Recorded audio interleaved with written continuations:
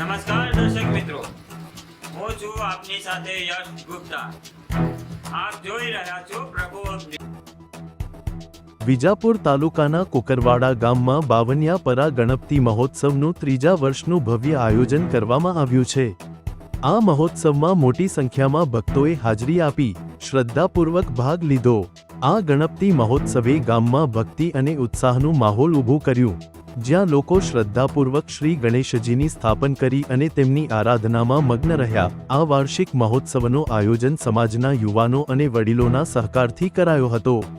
મહોત્સવ દરમિયાન વિવિધ ધાર્મિક કાર્યક્રમો અને મહાઆરતીના આયોજન થકી ગામના લોકો ભક્તિભાવમાં ડૂબી ગયા.